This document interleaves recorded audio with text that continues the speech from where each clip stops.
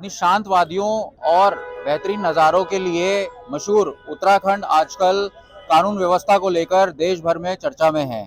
जहां 3 महीने अभी बीतने को आए हैं और अंकिता हत्याकांड का अभी तक पूरी तरीके से खुलासा नहीं हुआ है। दूसरी तरफ उत्तराखंड पुलिस जो है वो लगातार शिकंजा कसने की कोशिश कर रही है। नार्को टेस्ट में के लिए भी जो अभियुक्त हैं उन्होंने मना कर दिया है।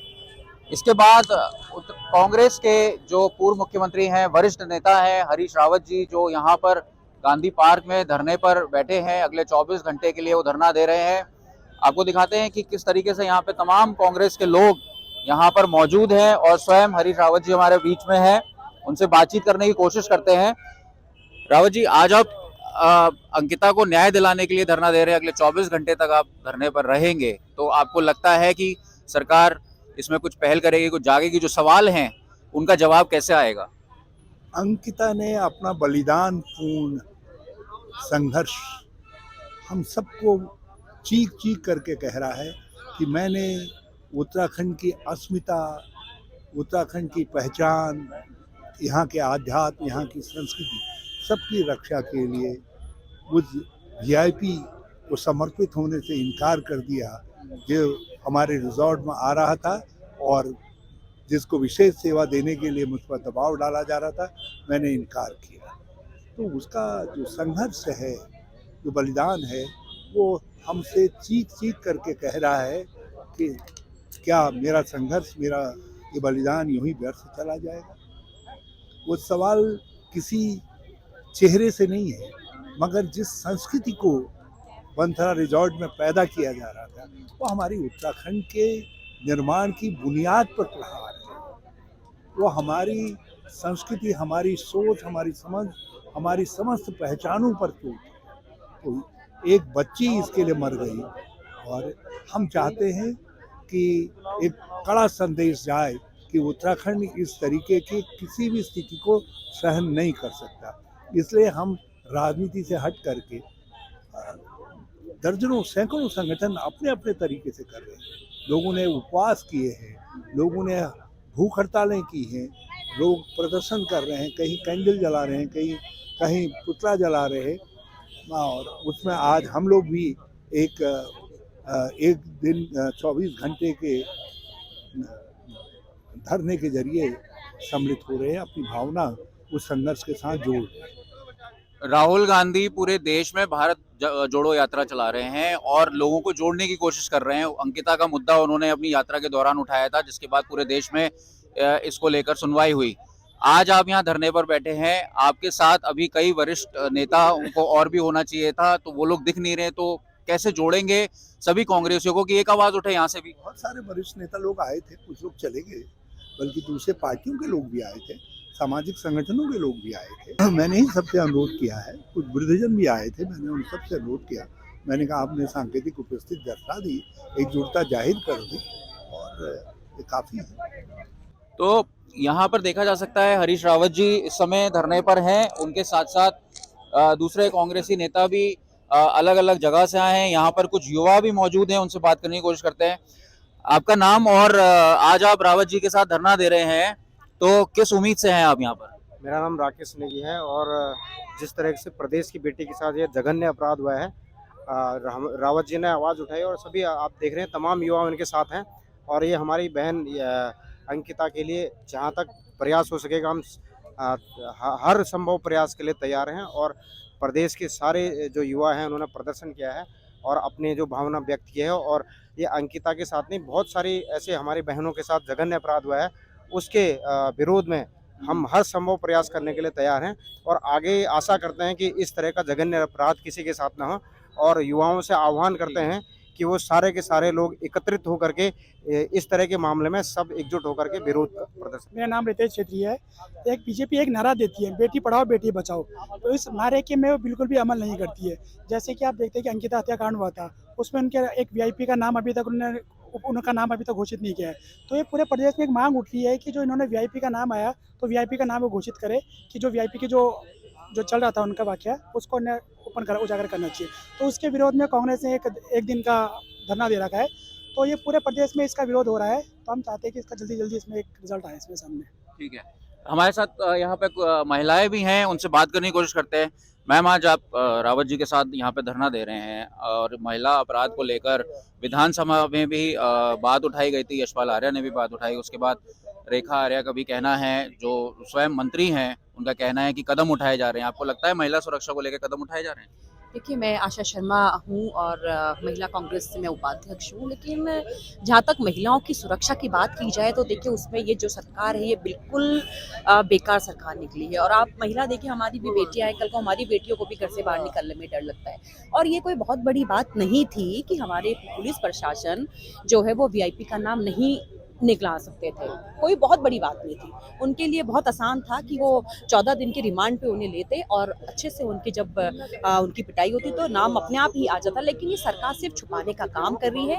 इनका जो वीआईपी है वो बीजेपी का, मुझे लगता है या तो बहुत बड़ा कोई नेता है या बहुत बड़ा कोई इनका पॉलिटिशियन लीडर है, जो उसका नाम ये लोग सामने नहीं आने दे रहे हैं। और अगर इसी तरीके से ये सरकार अपने अपने लोगों को बचाने का काम करेगी तो आप ये बताइएगा कि उत्तराखंड में कौन सी महिला सेफ है?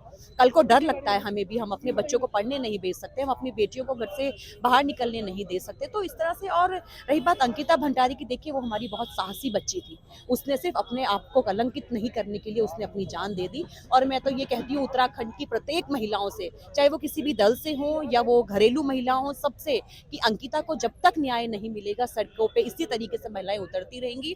और हम लोग, ये हरीश रावत जी ने आज जो धरना दिया है, हम हरीश रावत जी के साथ हैं। और आगे भी जब तक न्याय नहीं मिलेगा हमारी बेटी को, तब तक हम लोग धरने पे ठीक है। बैठेंगे। तो देखिए, यहाँ पे महिलाएं भी मौजूद हैं, महिला नेत्री मौजूद हैं जो लगातार आवाज उठा रही हैं। हमारे साथ यहाँ पर कुछ कांग्रेस के वरिष्ठ नेता भी मौजूद हैं। पूर्व स्पीकर गोविंद सिंह कुंजवाल जी हैं, उनसे बात करने की कोशिश करते हैं। कुंजवाल जी, आज आप यहाँ पर हरीश रावत जी के साथ धरने पर हैं, तो किस तरीके से आप देख रहे हैं? क्या वो सवालों का जवाब मिलेगा इस धरने के बाद? अंकिता हत्याकांड के बारे में जो देरी हो रही है, जो सही खुलासे नहीं हो पा रही है, सरकार इसको गलत दिशा की ओर ले जा रही है, जिससे कि जो वास्तविक हत्यारे हैं उनको मुक्ति मिल सके, उनको वो मुक्त हो सके इस केस से। और उस सारी चीज़ों को लेकर के प्रदेश के वरिष्ठ नेता पूर्व मुख्यमंत्री हरीश रावत जी ने 24 घंटे का धरना यहाँ पर दिया है और हम भी उसको समर्थन देने के लिए यहाँ उपस्थित हुए हैं। लेकिन लगातार सवाल उठ रहे हैं कि वीआईपी कौन है? सरकार जो है सदन में अपना पक्ष रखती है, कहती है कि प्रेसिडेंशियल स्वीट ही वीआईपी है। और ये बार बार जिस तरीके से प्रेमचंद जी का मैं आपको बयान बता रहा हूँ कि वो कहते हैं कि बार बार एक वीआईपी का नाम लिया जा रहा है, वो कोई वीआईपी नहीं है बल्कि प्रेसिडेंशियल स्वीट है। तो आपको इसमें क्या लगता है कि क्या ये बात सही है? और अगर ये सही नहीं है तो किस तरीके से नाम बाहर आएगा? देखिए, निश्चित रूप से सही है, क्योंकि जो होटल वहाँ है, रिसोर्ट है, वो भारतीय जनता पार्टी के नेता का है। और उस होटल में लगातार इस प्रकार के धंधे होते आए, जो आम जनता भी बताती है, आम लोग भी बताते हैं, चर्चा में भी है होटल है। और उसमें अंकिता भंडारी जो वहाँ काम करती थी, उसको भी ज़बरदस्ती जो है वीआईपी के लिए तैयार किया जा रहा था। वो नहीं मानी और यहाँ तक कि इतना प्रेशर हुआ, उसने अपनी जान देना उचित समझा और अपनी अस्मिता को बचाने का काम किया। ठीक है। तो ऐसी महिला का जो हत्यारा है, उसको बचाने के लिए तमाम उन्होंने हथकंडे अपनाए हैं। आग लगा दी है, बुलडोजर ला के सब सबूत खत्म कर दिए गए हैं और आज भी एसआईटी के माध्यम से पूरी उसको बरगला करके उन आरोपियों को जो है निर्दोष साबित करने की कोशिश सरकार कर रही है। ठीक है। तो हमारे साथ यहाँ पे पूर्व राज्यसभा सांसद प्रदीप टंटा भी मौजूद हैं। टंटा जी, आपको अनुभव है, सदन में सवाल रखे जाते हैं, आप राज्यसभा में भी होते तो आप ये सवाल रखते, और लोकसभा में ये बात क्यों नहीं उठाई जा रही?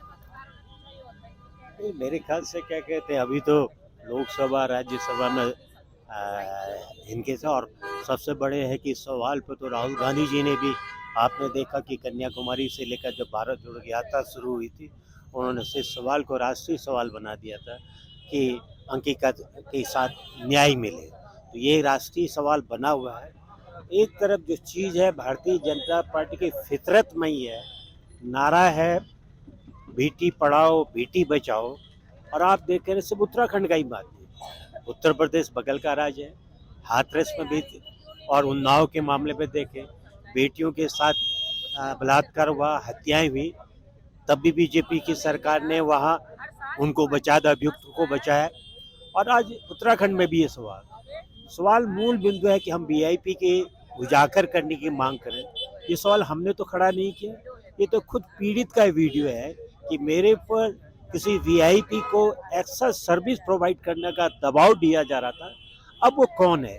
हमारा कहना है कि वो भारतीय जनता पार्टी का कोई बड़ा लीडर है जिसको पूरी सरकार और पार्टी बचा रही है, और इस बहाने आड़ में कि वहाँ कोई वीआईपी नहीं था, वीआईपी सूट था।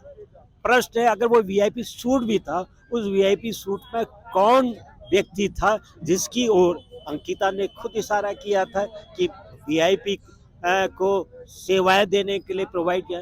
तो कुल मिलाकर के अगर आप देखेंगे शुरुआत के दिन से ही 4 दिन इनको लगे उस पूरे मामले को पुलिस में भेजने के लिए, 4 दिन सबूतों को मिटाया है। वीडियो आपने देखा कि बुलडोजर चला है, पहले मुख्यमंत्री ने ट्वीट किया, अधिकारियों ने अपने आप को खूब शाबाशी दी कि हमने बुलडोजर का ध्वस्त कर दिया। बाद में जब कांग्रेस ने सवाल उठाया, आपने सबूत मिटा दिए, तो फिर डिनाई किया गया डीएम के द्वारा कि हमने कोई ऑर्डर नहीं दिया। तो शुरुआत से लेकर भारतीय जनता पार्टी और की सरकार दोनों उस वीआईपी को जिसके कारण ये हत्या हुई थी उनको बचाने की कोशिश करी। और आज फिर हमारा वही सवाल है, आखिर सरकार सीबीआई से जांच से क्यों पीछे हटे? तो ये थे हमारे साथ तमाम कांग्रेस के वरिष्ठ नेता और स्वयं पूर्व स्पीकर विधानसभा के यहाँ पर मौजूद हैं। गोविंद सिंह कुजवाल जी, प्रदीप टमटा जी यहाँ पे मौजूद हैं, पूर्व राज्यसभा सांसद। हमने युवाओं से भी बात करी, महिलाओं से भी बात करी, और स्वयं हरीश रावत जी भी यहाँ पर धरना दे रहे हैं। उनका लगातार ये कहना है कि जिस तरीके से ये पूरी जांच चल रही है उस पर सवाल उठाना लाजमी बनता है। कैमरामैन अनिल बडोनी के साथ अंकित शर्मा, देहरादून, आज तक।